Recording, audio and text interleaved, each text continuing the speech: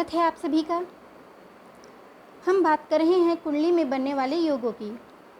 आज हम बात करेंगे अंशावतार योग और अखंड साम्राज्य योग की। अंशावतार योग बनने के लिए 3 शर्तों का पूरा होना जरूरी है। एक, चर लग्न हो। दूसरा, गुरु शुक्र शनि केंद्र में हो। तीसरे, शनि केंद्र में उच्च के हों, जो कि चर लग्न में ही संभव है।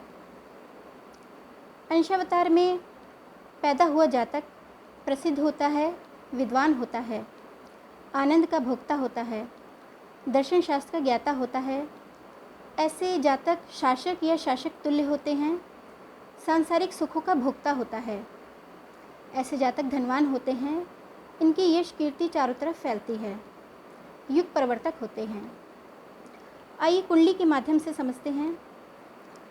ये कुंडली जॉर्ज किंग की है, जो जिन्होंने भारत पर 1936 से लेकर 1947 तक शासक किया। ये अंतिम शासक थे।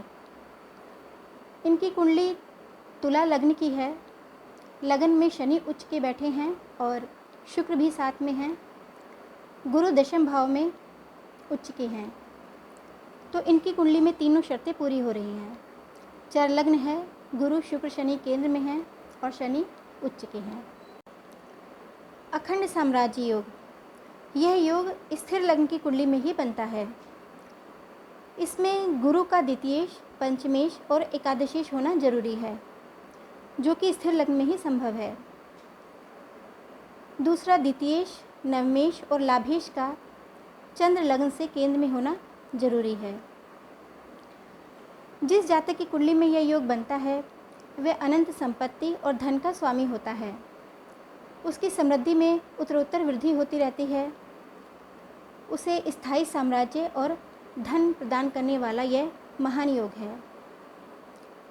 इस योग में द्वितीयेश, नवमेश और लाभेश का बली होना क्यों कहा गया है? द्वितीयेश अगर बली होकर केंद्र में बैठ जाए तो राज्य प्रदान करने वाला होता है। नवमेश की बात करें तो यह एक सर्वोत्तम शुभ ग्रह है। भाग्य का प्रतिनिधि होने से यह धन, राज्य, बल आदि की प्राप्ति करवाता है। तो नवमेश अगर बलवान होकर राज्य दे दे तो कोई अतिशयोक्ति नहीं होगी। एकादशेश की बात करें तो यह भी लाभ का द्योतक है। एकादशेश बली होकर हर प्रकार के लाभ की प्राप्ति करवाता है। गुरु तो धन व राज कृपा का कारक ग्रह है। जब धन व लाभ भाव का स्वामी होकर बली होगा तो धन व राज कृपा का प्रतिनिधि होकर और भी अधिक बलशाली हो जाएगा। आइए चार्ट के माध्यम से इस योग को समझते हैं। ये कुंडली हमारे देश के प्रधानमंत्री मोदी जी की है।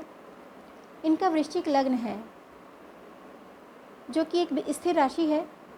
गुरु द्वितीयेश और पंचमेश होकर केंद्र में हैं और नवमेश चंद्र भी केंद्र में हैं। ये दूसरी कुंडली यूपी के सीएम योगी आदित्यनाथ जी की है। इनकी कुंडली सिंह लगन की है और पंचमेश गुरु पंचम भाव में ही हैं। द्वितीयेश और लाभेश बुध चंद्र लगन से केंद्र में हैं।